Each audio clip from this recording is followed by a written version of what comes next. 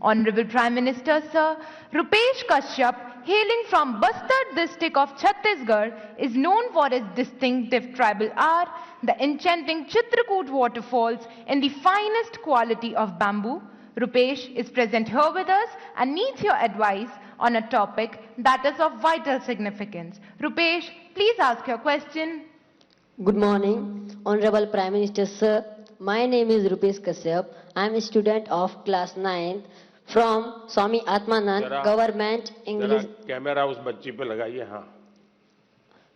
From Swami Atmanand Government English Medium School, Darwa, District Bastar, Chhattisgarh. Sir, my question is, how can I avoid unfair means in exams? Thank you, sir. Thank you, Rupesh. Honorable Prime Minister, Sir, from the heritage city of Jagannath Puri, the spiritual capital of Odisha, famed for its magnificent cone-shaped layout, Rath Yatra, and serene beaches, Tanmay Biswal seeks your guidance on a similar issue. Tanmay, please ask your question. Honorable Prime Minister Sir, Namaskar. My name is Tanmay Biswal. I am a student of Jawahar Navodaya Vidyalaya, Konark, Puri, Odisha. My question to you, sir, is how to eliminate cheating or copying activities of the students during examination. Kindly guide me on this. Thank you, sir.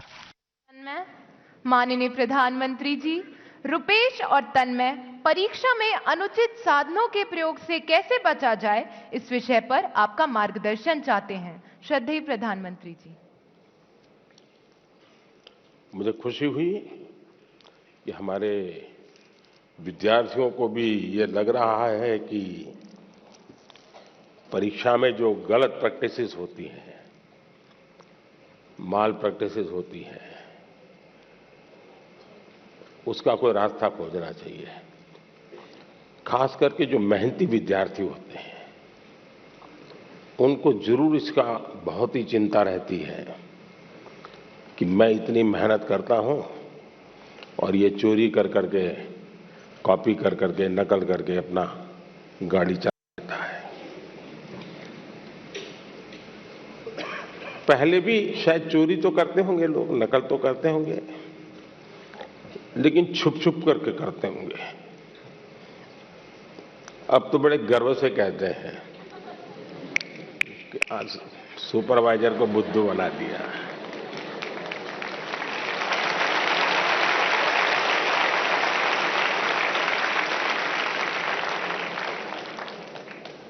ये जो मूल्यों में बदलाव आया है, वो बहुत खतरनाक है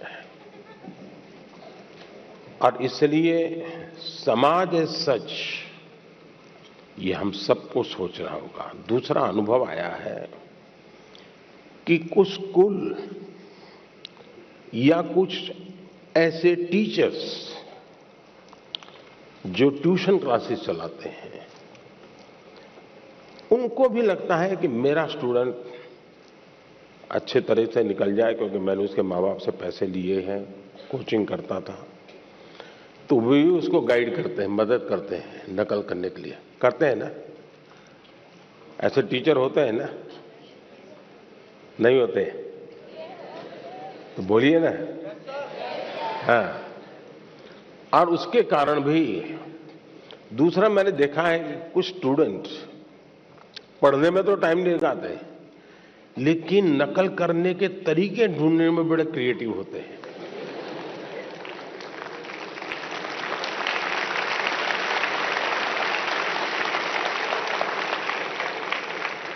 उसमें घंटे लगा देंगे. वो कापली बनाएंगे तो उसने छोटे छोटे छोटे अक्षरों की बनाएंगे. कभी कभी तो मुझे लगता है कि इसके बजाय वो नकल के तरीके, नकल की टेक्निक, उसमें जितना दिमाग खपाता है, और बड़े क्रिएटिव होते हैं ये चोरी करने वाले, इसके बजाय अगर उतना ही समय उसी क्रिएटिविटी को, टैलेंट को सीखने में लगा देता तो शायद वो अच्छा कर पाता. किसी ने उसको गाइड करना चाहिए था, किसी ने उसको समझाना चाहिए था. दूसरा ये बात समझ के चले, अब जिंदगी बहुत बदल चुकी है, जगत बहुत बदल चुका है. और इसलिए ये बहुत आवश्यक है कि एक एग्जाम से निकले मतलब जिंदगी निकल गई, ये संभव नहीं है जी। आज आपको डगर डगर हर जगह पे कोई न कोई एग्जाम देनी पड़ती है। कितनी जगह पे नकल करोगे जी? और इसलिए जो नकल करने वाला है वो शायद एक आध दो एग्जाम को तो निकल जाएगा, लेकिन जिंदगी कभी पार नहीं कर पाएगा।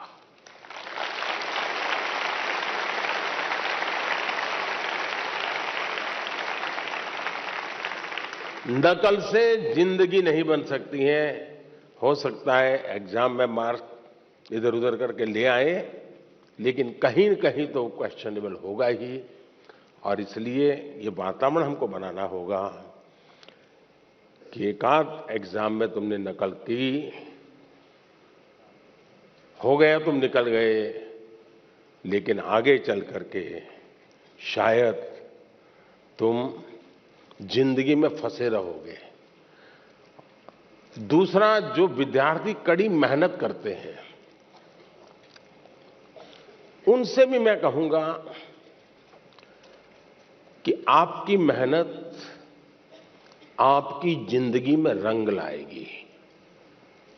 हो सकता है कोई ऐसा ही फालतू 2-4 मार्क्स आपसे ऊपर ले जाएगा, लेकिन वो कभी भी आपकी जिंदगी की रुकावट नहीं बन पाएगा। आपके भीतर की जो ताकत है, आपके भीतर की जो ताकत है, वही ताकत आपको आगे ले जाएगी। कृपा करके उसको तो फायदा हो गया, चलो मैं भी उस रास्ते पर चल पड़ूं, ऐसा कभी मत करना, कभी मत करना दोस्तों। एग्जामें तो आती हैं जाती हैं, हमें जिंदगी जीनी है, जी भर के जीनी है, जीतते जीतते जिंदगी जीनी है। और इसलिए हमें शॉर्टकट की तरफ नहीं जाना चाहिए। और आप तो जानते हैं, रेलवे स्टेशन पर आपने देखा होगा, हर रेलवे स्टेशन पे पटरी जहां होती है ना, वहां ब्रिज होता है। तुम लोग ब्रिज पे जाना पसंद नहीं करते, पटरी कूद करके जाते हैं। कोई कारण नहीं, ऐसे ही बस मजा आता है। तो वहां लिखा है shortcut will cut you short.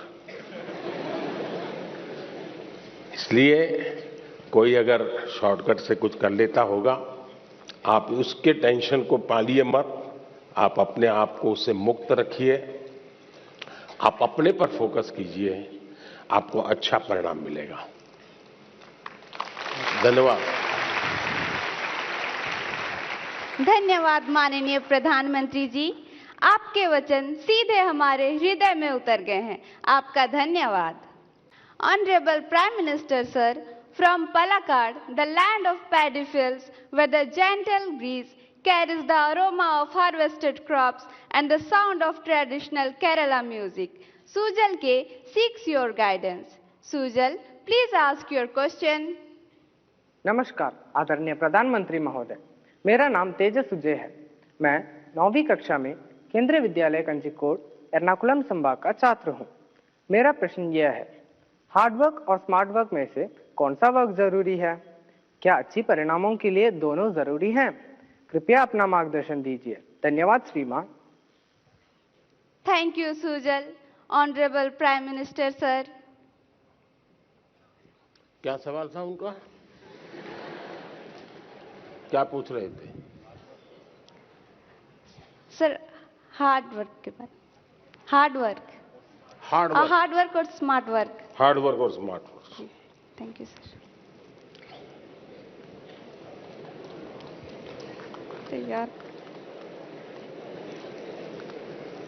अच्छा, आपने बचपन में एक कथा पढ़ी होगी, सबने जरूर पढ़ी होगी, और इससे आप अंदाज लगा सकते हैं कि स्मार्ट वर्क क्या होता है, हार्ड वर्क क्या होता है। हम बचपन में थे तो एक कथा सुना पढ़ाते थे कि एक घड़े में पानी था पानी जरा गहरा था और एक कौवा पानी पीना चाहता था, लेकिन अंदर वो पहुंच नहीं पाता था। तो उस कौवे ने छोटे छोटे कंकर उठा करके उस गड्ढे में डाले और धीरे धीरे पानी ऊपर आया और फिर उसने आराम से पानी पिया। सुना है ये कथा? अब इसको आप क्या कहेंगे, हार्ड वर्क कहेंगे कि स्मार्ट वर्क कहेंगे?